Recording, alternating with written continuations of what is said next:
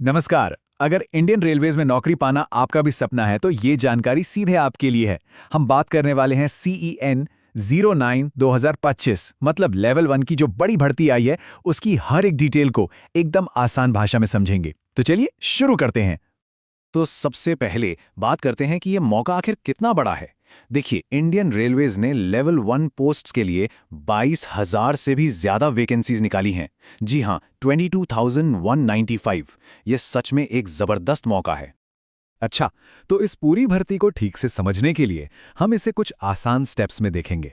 पहले तो ये मौका क्या है उसे समझेंगे, फिर आपकी एलिजिबिलिटी क्या होनी चाहिए, अप्लाई करने का पूरा प्रोसेस क्या है, सिलेक्शन कैसे होगा, सैलरी और करियर कैसा रहेगा, और हाँ, आखिर में वो ज़रूरी तारीखें जिन्हें बिल्कुल भी मिस नहीं करना है। तो चलिए, सबसे पहले बात करते हैं इस मौके की। ये जो भर्ती है इसे ऑफिशियली CEN यानी सेंट्रलाइज्ड एम्प्लॉयमेंट नोटिस नंबर 09/2025 के नाम से जाना जाता है, और ये है खास तौर पर इंडियन रेलवेज की लेवल 1 पोस्ट्स के लिए। अब ये लेवल 1 पद होते क्या हैं?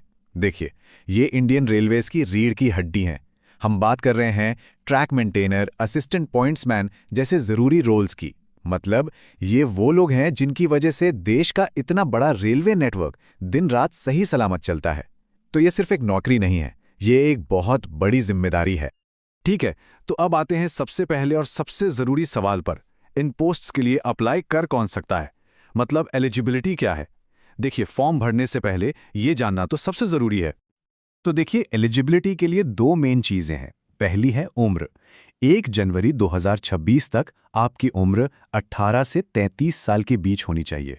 और दूसरी है पढ़ाई।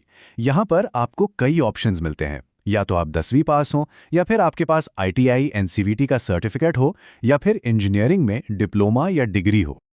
हाँ, और एक सवाल जो लगभग हर कोई पूछता है, अगर किसी के फाइनल एग्जाम का रिजल्ट अभी नहीं आया है तो क्या वो अप्लाई कर सकते हैं? तो इसका जवाब नोटिफिकेशन में बिल्कुल साफ साफ दिया है, नहीं। जो रिजल्ट का इंतजार कर रहे हैं वो एलिजिबल नहीं है। तो अगर आप एलिजिबिलिटी क्राइटेरिया पूरा करते हैं तो क्या बात है। अगला स्टेप है एप्लीकेशन फॉर्म भरना। चलिए, इस ऑनलाइन प्रोसेस को स्टेप बाय स्टेप समझते हैं ताकि कोई भी गलती की गुंजाइश न रहे। प्रोसेस देखा जाए तो काफी सीधा है।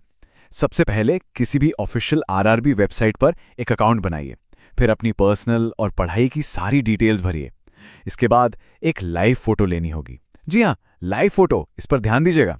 फिर अपना रेलवे जोन चुनना है, फीस पे करनी है और बस फाइनल एप्लीकेशन सबमिट कर देना है। अब एक नियम जो शायद सबसे ज्यादा जरूरी है, उसे जरा ध्यान से सुनिए। आप सिर्फ और सिर्फ एक RRB या रेलवे जोन में ही अप्लाई कर सकते हैं। अगर आपने एक से ज्यादा एप्लीकेशन डाले तो आपके सारे के सारे एप्लीकेशंस रिजेक्ट हो जाएंगे। तो इस एक छोटी सी गलती से अपनी पूरी मेहनत पर पानी मत फेरिएगा। और कुछ और जरूरी बातें। पहली, फोटो लाइव ही खींचनी है, पुरानी फोटो नहीं चलेगी। दूसरी, अकाउंट बनाते वक्त जो डिटेल्स आप भर देंगे वो बाद में बदली नहीं जा सकती, वो परमानेंट है। और तीसरी, अपना मोबाइल नंबर और ईमेल आईडी पूरी भर्ती प्रक्रिया खत्म होने तक एक्टिव रखना, क्योंकि सारे अपडेट्स आपको वहीं मिलेंगे। तो एप्लीकेशन फॉर्म भर दिया, अब शुरू होती है असली चुनौती। चलिए देखते हैं कि सिलेक्शन के लिए आपको कौन कौन से पड़ाव पार करने होंगे। सिलेक्शन प्रोसेस में कुल मिलाकर 4 स्टेज हैं। सबसे पहला है कंप्यूटर बेस्ड टेस्ट यानी CBT। अगर आपने ये क्लियर कर लिया तो होगा फिजिकल एफिशिएंसी टेस्ट, जिसे PET कहते हैं। इसके बाद होगा डॉक्यूमेंट वेरिफिकेशन और आखिर में मेडिकल एग्जामिनेशन। एक एक करके आपको ये सारे स्टेज क्लियर करने होंगे। अब तैयारी के लिए CBT का पैटर्न समझना बहुत जरूरी है। देखिए, सबसे ज्यादा वेटेज 30% जनरल इंटेलिजेंस और रीजनिंग का है। मतलब आपकी लॉजिकल स्किल्स सबसे ज्यादा परखी जाएंगी।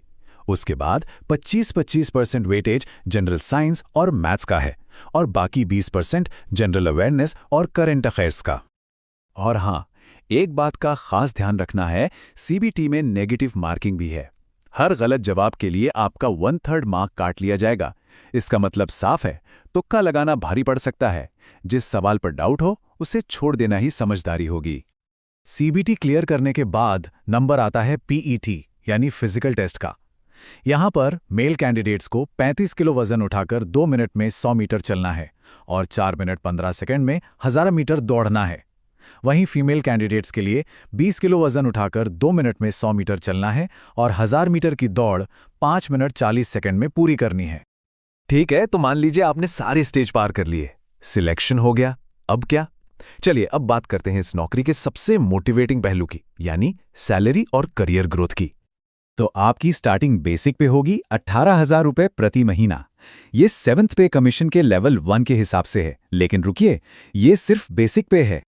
इस बेसिक पे के ऊपर आपको महंगाई भत्ता यानी डीए, हाउस रेंट अलाउंस यानी एचआरए और ट्रांसपोर्ट अलाउंस यानी टीए भी मिलता है। तो इन सब भत्तों को मिलाकर आपकी इन हैंड सैलरी करीब करीब 22,500 से 25,380 रुपये महीने तक बन जाती है।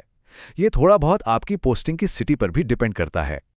और हाँ, करियर ग्रोथ भी है। ये जॉब सिर्फ एक स्टार्टिंग पॉइंट है। कम से कम 3 साल की सर्विस के बाद आप डिपार्टमेंटल एग्जाम देकर ग्रुप सी की पोस्ट पर प्रमोट हो सकते हैं, जो कि आपके करियर के लिए एक बहुत बड़ा जंप होगा। तो चलिए अब आखिर में सबसे ज़रूरी चीज़ों को एक बार जल्दी से देख लेते हैं। ये डेट्स और कुछ फाइनल इंस्ट्रक्शंस हैं, इन पर खास ध्यान दीजिएगा। तो तारीखें याद कर लीजिए। ऑनलाइन एप्लीकेशन 31 जनवरी से शुरू होंगे और 2 मार्च को बंद हो जाएंगे। फीस भरने की आखिरी तारीख 4 मार्च है और अगर फॉर्म में कोई गलती हो जाती है तो उसे ठीक करने के लिए आपको 5 से 14 मार्च के बीच का टाइम मिलेगा। और एक आखिरी और बहुत ही ज़रूरी बात, जो खुद रेलवे भर्ती बोर्ड की तरफ से एक चेतावनी है। प्लीज़ याद रखिए, ये सिलेक्शन पूरी तरह से मेरिट पर और कंप्यूटर बेस्ड टेस्ट के आधार पर होता है। अगर कोई भी आपको पैसे लेकर नौकरी दिलाने का झूठा वादा करता है तो ऐसे दलालों से बिल्कुल सावधान रहें। तो सारी ज़रूरी जानकारी अब आपके पास है। ये वाकई एक बहुत बड़ा मौका है, लेकिन इसके लिए चाहिए अच्छी तैयारी, थोड़ी सी सावधानी और सही टाइम पर सही एक्शन। तो अब सवाल बस यही है कि क्या आप रेलवे के साथ अपने करियर के सफ़र के लिए तैयार हैं?